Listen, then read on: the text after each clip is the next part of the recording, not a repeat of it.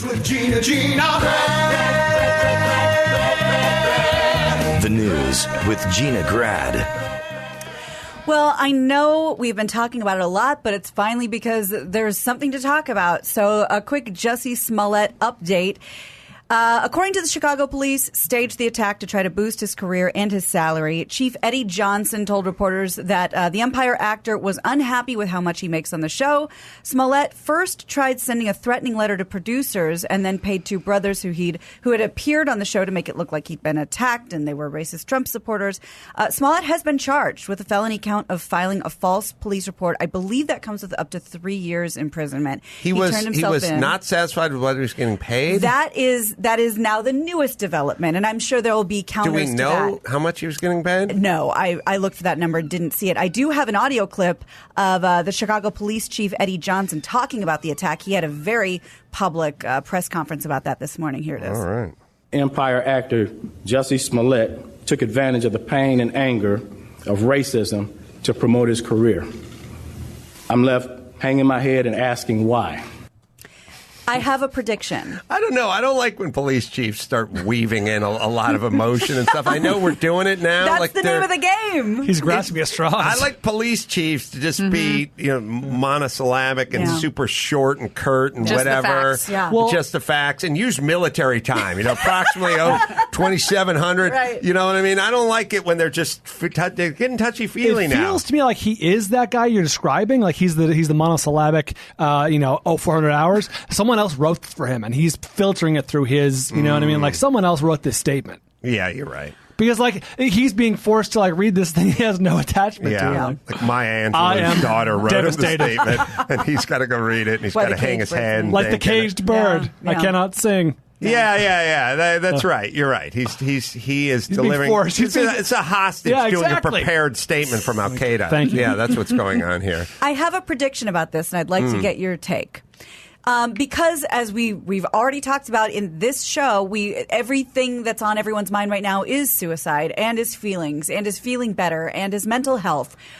How quickly is a statement going to come out that he is struggling with bipolar? Oh, my God. That he is a They're manic drafting depressive? it right now. Yeah, exactly. Specifically, this is why this happened. Yeah, I think a manic episode. Who knows? I think you're right. And let me get out my Parmesan great wheel, and I'm going to give it a dusting of victim. I'm going to give it a dusting of survivor molestation. Okay. You know what I mean? There's a survivor. He's gay, there's a survivor something. Yes, he was bullied. He was there's something. Probably. I'm going to go a little beyond bullied. Okay. I'm going to go touched, incest, or touched, or molested, or something. Like there'll be some survivor part in there. This is, I will say, and very few things actually make me mad. This story makes me actually legitimately mad for people who were lightly molested or not lightly molested or bipolar or who are actual victims of hate crimes, who are gay,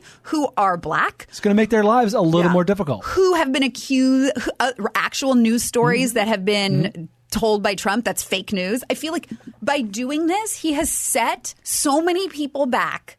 Because the idea of fake news is what we're all battling against because Trump is just everything he doesn't like is fake news. Well, now there's this one example that he can do that you can go to. And a huge high profile example that was trying to accuse people of being pro-Trump and racist. It's literally exactly what he's been waiting for to every time an actual story comes up. He goes, well, what about the blah, blah, blah, blah? And then that wipes out the validity of everything else.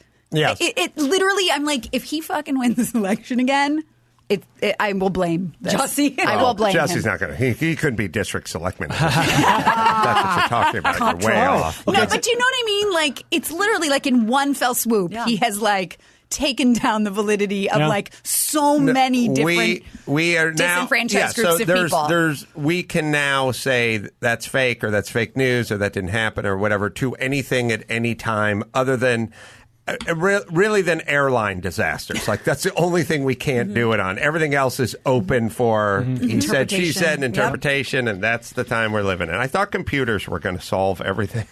Question for you guys. Do you think Jussie Smollett, my initial thought was no, but do you think he comes back from this? Comes back, works again, is a... Subway needs a new spokesperson! We're looking for someone Jussie, less at least I'm not controversial. Jarrett. That's right. That's the whole angle. There's a new J-man in town. There's a new J-man in town, but not the old Move guy. over, Jared. We got a new guy, and that's it. At least Right. I'm not Jared. Yeah, that's good. He's already trim. Well, to that point, you can come back from anything in this town except for child. No one's successfully come back from child molestation. That's one thing you can't come back from. Everything else can be come back from. But what group is going to take him in? You know, the LGBTQ community. Who's gonna support someone who did this? Right. I don't know. We got a little time goodbye. He's got to get a job at Trader Joe's. Someone's got to make fun of him for putting on weight and bagging at Trader Joe's, and then. Oh my God! Are you equating this with the dude Jeffrey from Owens? Jeffrey Owens? No, there's that a guy, path. Jeffrey Owens, is much worse for there's a failing to continue working consistently in Hollywood. There's a path to success. Yeah, It's laid out. And is this is going to be discussed on the next Reasonable Doubt? I imagine. Oh my God, yeah. I got it's so gonna be much so to good. get into with that guy. I don't think this guy comes back. Well, it depends. But I really, also, nice. and this is a controversial thing. I don't watch the show, but I didn't know his name No. before. I don't think anyone None of did us So either. I don't know how much he has to. You know what I mean? Like, what does that even mean? I think if there was legitimate victimhood here, if he can really, like, this isn't saying I was bullied. This is like I was a subject of molestation and blah, blah, blah. And some uncle who's like in prison does a sit down and admits he, methodically, repeatedly, whatever. I think if there's enough there, there might be some career. I could. Interesting. I feel like there's enough people whose uncle has done that who are like, but I didn't. I disagree. I accuse- say not enough. I say, you not enough. I'm not saying there's it's been a enough. dangerous message because when you do that, people take their foot off the molestation accelerator and they coast. Yeah, it's a You slippery understand? slope. Right. I think you misinterpreted what I was trying to say. Not that there's been enough. You go by the pool and watch the ladies. I'll do the thinking in this podcast, sweetie. Working in Jussie's favor, he signed with Jeremy Savage, so his career is on the upswing. Oh, God. he's a great agent. Oh God. Oh boy. Well, I'm sure this will continue to unravel. We'll I'm try and sure. stay on it. But wait, yeah. Garrigus, wasn't there a rumor that he was going to represent Yes. him? Yes. It's in But- TMZ. But he's not representing him. I don't They're think. continuing to say it on the news. They he are? is? Yeah. But how come whenever I I heard it this see morning. something that says his representatives of this and this law firm, it's I don't not- think Mark has made any statement. We I think, know. yeah, but what the news is saying is that he has put Mark Garrigus on retainer. Okay, Guys. because when we reported it last, it was he was considering taking this on. So Guys, you're this is saying fake it's a step news. more. This I may like be. that. Yeah, this he is fake has news. because he has representation and it's a law firm and Yeah. it's not Jeremy Garrigus. Savage. All right. Well, I'll ask Garrigus when I see him tomorrow. Yeah. Either way, he's going to have some thoughts. Oh yeah. He'll have thoughts. Yeah. I keep wanting to know how much Kaepernick got. You know how to do Get it. the Don Julio. I know. In the bathrobe. Okay. Go ahead. Well, Fox News reports that a Texas man was arrested for allegedly slapping a 12-year-old boy who deserved it, said because he was making fun of and bullying his stepdaughter, and he was trying to stick up for her. But 37-year-old James Peace, P-E-A-C-E, was arrested and charged with injury to a child under 15. He said the incident with the boy got out of control when Peace confronted him. So apparently his stepdaughter was getting bullied by this boy, and he said all this stuff about her, and then he threw ice cream at her, and stepdad wanted to step in and take care of it. She said when she told her parents, her stepdad came to pick her up at school to have a word with the boy, ended up slapping him. His headphones flew out of his ears and made a big deal out of it. But here's what the dad had to say for himself looking back at the situation. Oh, white guy. I wish it would have gone differently. Maybe I should have, where's his parents at? I probably should have walked along and talked to his parents, but I didn't like where his mouth was taking him and what he was saying. And if, like I said, if I wasn't intimidating him, what were they doing to her every day? I like him. Yeah. Sticking up for his stepdaughter. I gotta say, the chain on the outside of the shirt and the white framed Oakley's probably not my favorite look. for an interview. For an on-camera news interview? Right. But, all right. Kids, by the way, 12, no one takes a slapping better than a 12-year-old boy. We're like built to be slapped. People make a What are you talking about? big deal about this stuff. The physical contact for a 12-year-old boy has got zero burger. That's That's nothing. wasting my time. Isn't that usually when a 12-year-old boy comes back with, if I wanted a kiss, I'd call your mother? Yeah, like everyone's been slapped. Everyone's been beat up. Everyone's so Garaga's. There's nothing worse than a shitty 12-year-old. Yeah, No, I that's agree. true. I agree, and they make horrible adults. So slap away. Garaga's has been in contact, Smollett. Yeah, so and the has last couple some- days, Smollett has been in contact with Garrigus and Garrigus' team. So some publications have been reporting that they are officially on, but right now there has been no official statement from Garrigus' team. Well, I'll talk to him about it tomorrow. He is as forthcoming as anybody can be in a situation where he has a sort of fiduciary duty not to do this or Right. a legal duty not to do that. He'll go right up to the edge of He'll that. thread the needle.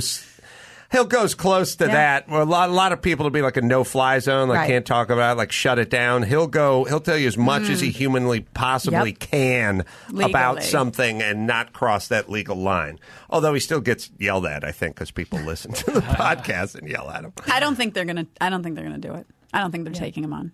That's my prediction. I think as each day goes 'Cause I by, think- it becomes less attractive as a client. I have right? to say today, like admitting that I don't know how much he admitted, but like turning himself, like all of that, like he never even got interviewed. He never even, like. I just feel like, ooh, that's a. Well, but I don't know if this is what you're referring to, but he did go on GMA with Robin Roberts and tell his story, That's which was pretty damning. brazen and bold. That's what I'm talking about. But Right. like he didn't get like interrogated by the police. Like Right. he refused to sit down with them. Right. He just ended up turning himself in. Like that's a big development since last time they were chatting with Mark Garagos. That's a big development. All right. Well, We'll see. We'll ask him in the flesh tomorrow. Okay. What else? Well, former member of the Monkees, Peter Tork, died Thursday at the age of 77 from some bad stuff. His sister confirmed the death to the Washington Post. Didn't offer any details. Hold on. You're saying he wasn't tickled to death with a feather duster? Saying this one could have Actually been sounds bad. pretty horrific. Actually, that sounds horrible. I guess if you actually died, yeah, it would That's be. how they used to torture like royalty because it wouldn't leave a mark. Look at Google me right, Chris.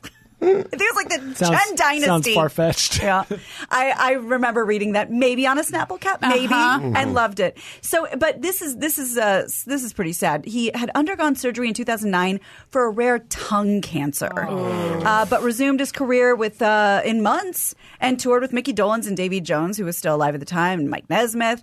The beloved yet mocked the prefab four. The Monkees were signed to play a fictional rock and roll band, as you know, in the 60s. Had a string of hits and a string of sold-out concerts. Isn't one of them like a Christian Scientist or something and cannot, like, there's a story of like the wife got into a car accident, like wouldn't take her to the hospital because the religion says no doctors or something. You can look Maybe that one up. Mickey or Mike. Max Apatow, sorry. Still looking up tickle torture. I do have a fun piece of trivia for you, by the way. Both he and his pal auditioned for the Monkees when they had just learned there was going to be this rock sitcom project, and he was really excited because he got the job and his friend didn't, and was afraid he'd be sucked into obscurity. It was Stephen Stills. Wow. Did not get the job in the Monkees. I think he did okay. This is a bit of a tool tune. This is a delightful song. Oh, absolutely. They had some hits. Oh, the Monkees had some They hits. had some hits. Yeah. Yeah, I think there was always a little veil of like, hey, did Neil Diamond write that song and then kind of feed it to you guys? Or like there's this Doesn't always make not a great song. Right?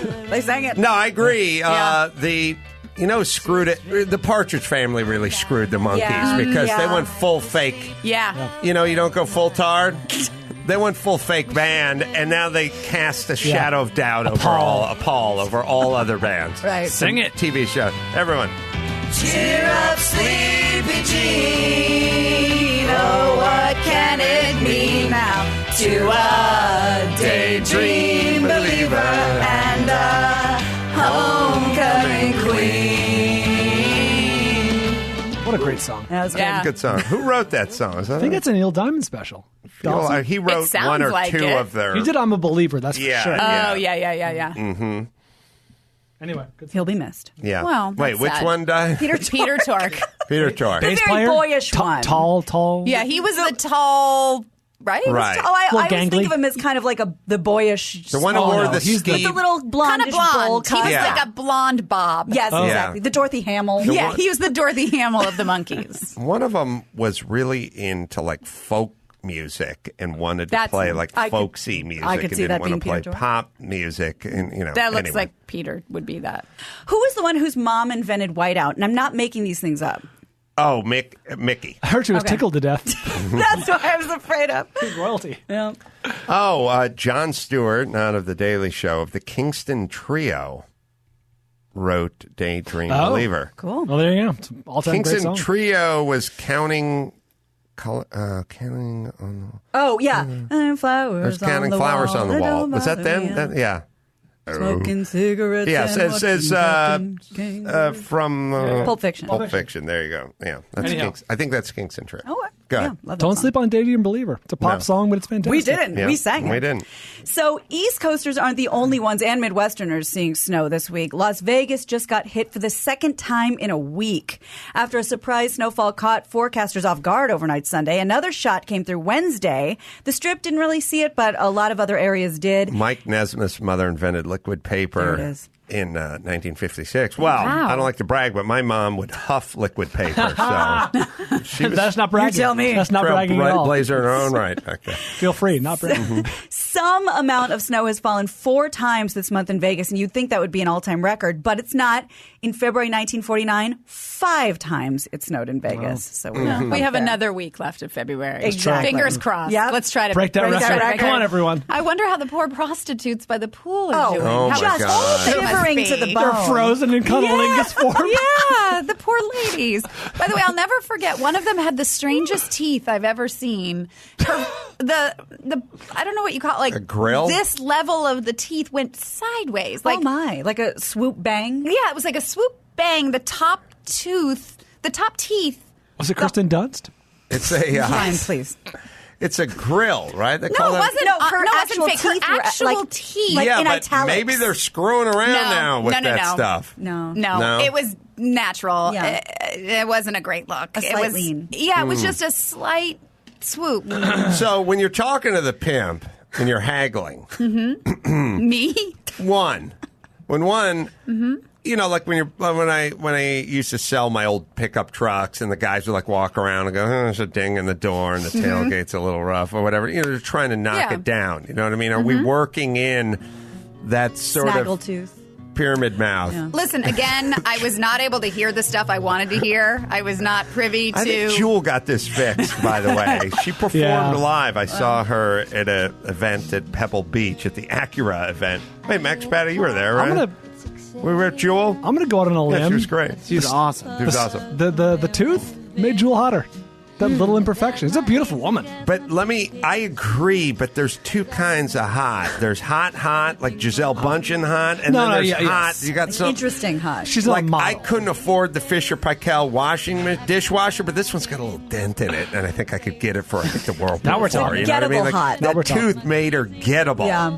Yeah. Which translates into now practical Now you're hot. in, yeah, now This you're into it. particular woman I'm referring to was no Jewel.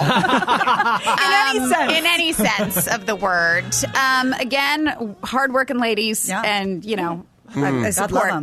But What would you guess the price to be? again, I am working in my idea. I feel like women should get a $400,000. Like I don't know. Right. I don't know, and I don't know how long they negotiated it for. I feel like there's 2 of them. And isn't Does it- that knock down the price? Isn't Does it prostitution not only put the- legal in certain counties? Like it's not in Clark County, like in Vegas. You can't Yeah. do prostitution. But I think that's why the bunny it's ranch is out in the middle of You can't nowhere. go down on a chick by the Yeah, pool, but they made it work. I think stuff's happening that I don't know maybe is about not that. legal. I don't know about that. In Las Sometimes Vegas, in Brian. Vegas, I don't want to. not everyone plays by the rules. I don't know. I don't want to like. Do not besmirch the Yeah. upstanding citizens of Las Vegas on this show. The Statler brothers did the Flowers on the Wall. Oh, what did the love that Kingston song. Trio? What's their Tom hit? Dooley. Louie. Oh, Tom, hang down your head, Tom Dooley. Hang down your head and cry. Hang down your head, Tom Dooley. Poor Says- boy about to die. no. Says the What biggest hit was MTA. Recognize that? Tom Dooley, I recognize. Where have all the Yeah, there it is. Well, everyone covered this one, though, at some point, like Peter, Paul, and Mary and everybody, right? They call the wind Mariah. Flowers gone, long time passing. What Where year have is all this? the Like, what are we flowers gone? listening to? 61, long time ago. Where have all the flowers gone? Girls and everyone. When will they ever learn? When will they ever learn? It's my karaoke go-to when the young girls, especially if there's young hotties in the room. What is the young girls line? What was that line in there? Oh, all the flowers have gone to the funerals of the veterans, of the Just soldiers. goes out to the hottie drinking milk at the bar, sipping. Shirley Temple. Then I slide right into "Won't You Be My Melancholy Baby." That's from the 30s. I don't know what that is. Oh, the panty dropper I was is what it say, is. it's irresistible. That's what I'm I saying. can't imagine that doesn't always work. Did It they always write works. Sloop John B? I think that's a I thought it was a traditional. Oh, okay. That's what I've always seen. Interesting. Anyway, their biggest most played song on Spotify is Tom Dooley. Hang down your head, Tom. That's why I roll right into my Is this Kingston a Trio medley you superset. do? Hang down your head and cry. Hang down your head, Tom Dooley. Poor boy, you're about to. And then the guy in the back is like, poor boy, you're about to die. Like, he really rubs. He brings it. He goes full brings 16 it. tons. Yeah, you get the end of Tom Dooley, and there's a bass in the back when the guy's really rubbing it in. Sloop John B is a traditional Bahamian folk song from Wow. Nassau. We're learning all kinds of trivia. Guys, today. I have a lot to Google after I leave. I have so much work to do tonight. All right, let's do one more. All right. Well, former San Francisco 49ers quarterback Colin Kaepernick may remain without a job in the NFL, but he has a new jersey and it has sold out. It's the Icon jersey in his honor. Nike's website describes this as, quote, a celebration of those who seek truth in their communities and those who remain true to themselves. LeBron was spotted wearing one during the Super Bowl. The jerseys are available at $150 a pop. Apparently, they've sold out. All right. It's all about money.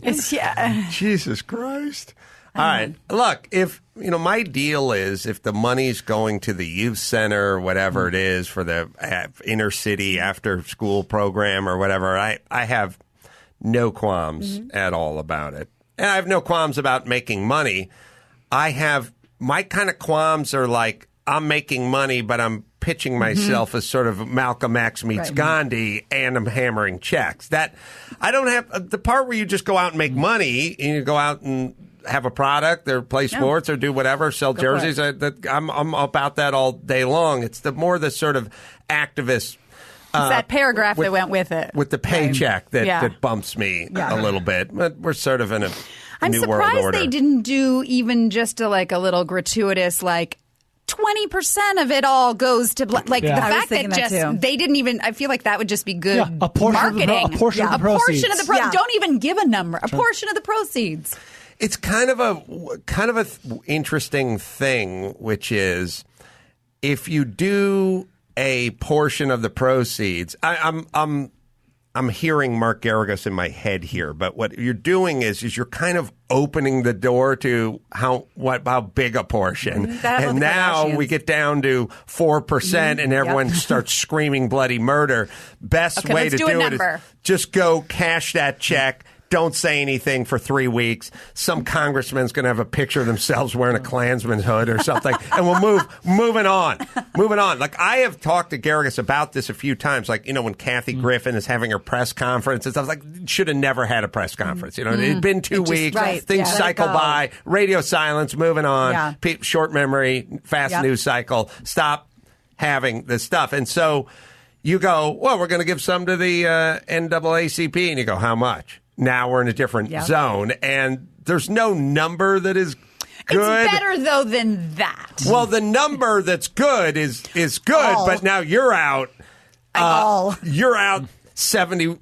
you're out $27 million if you give a good number. Right. If you give 5%, you're out $1.3 million bucks, but you're pariah. But how much do you spend in publicity all the time trying to get your name associated with, sort of loftier ideals? I mean, all of Nike's commercials are trying to be connected with these lofty ideas. This is a gimme. Yeah, they could have just said bye-bye to $27 million. They would have been fine, and they would have gained it so much in brand loyalty. Yeah. Oh, I was thinking a little more the Kaepernick camp. Yeah. But yes. Why can't they all just go full Paul Newman? Oh, full Newman zone. That guy, man. That guy, millions. It's so weird that people don't even know him from his acting anymore. They think that the guy did the popcorn and the pasta sauce and salad dressing. Yeah, he went in 100% day one, and I did a documentary on him, so I'm sort of aware of the story. And that was one of the most interesting parts of interviewing Bob Sharp of Newman Sharp, who was his racing mentor and partner, and they both lived outside of Danbury, Connecticut, or something like that. And the story goes, first off, if you look at Paul Newman's salad dressing bottles, that's where it started, they look like the Ken's salad dressing bottle. Ken's made salad dressing. I think it was Ken's Steakhouse. Yep. They used to run some commercials out here a few years ago, but it's the same bottle. Yeah. So the story... Oh, and by the way, Max Pata, I got an email, you can pull it up, but somebody found some old pictures of Newman driving my car at Road Atlanta, winning his first championship, whatever. So they would go to a place like Road Atlanta where the racetrack was. These racetracks, Brainerd, Road Atlanta, whatever, they're oftentimes in the middle of nowhere because they're like a racetrack. Giant, they need a bunch of land, and they can't have a bunch of infrastructure because it's too expensive, land, blah, blah, blah. And the teams would roll up in their semi trucks, and it was like the circus came to town, and they would unpack, and you'd be there you might do testing or practice on a Wednesday, Thursday. You might do qualifying on a Friday. You might do qualifying, practice race or whatever on a Saturday. Maybe the race was Sunday. So you're just kind of there, and the motorhomes pull up and everything. And so Newman's whole thing is I'm cooking for everybody because we got the team. The team is between, 8 and 12 guys, mechanics and everyone else, and they would all kind of gather up. And, he'd send somebody to the store and tell them to get, it was funny, I remember this, 22% fat ground beef. He liked the fatty beat, make the better burgers. And he'd just be grilling and burgerizing. And he started making his own salad dressing for the team and for all the guys, because if you're doing the race sort of circuit, you're kind of means you're traveling around and you're doing it 10 or 12 weekends out of the year, and you're essentially camping every one of those weekends at this track. And I think he liked cooking for everyone.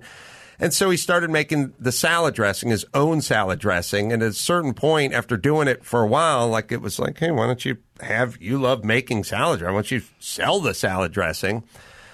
And so Bob Sharp sat him down with that guy Ken of Ken's whatever Steakhouse, who made the... Oh, there it is. We're looking at Ken's Caesar dressing, and we're looking at Newman's Caesar dressing in the same bottle.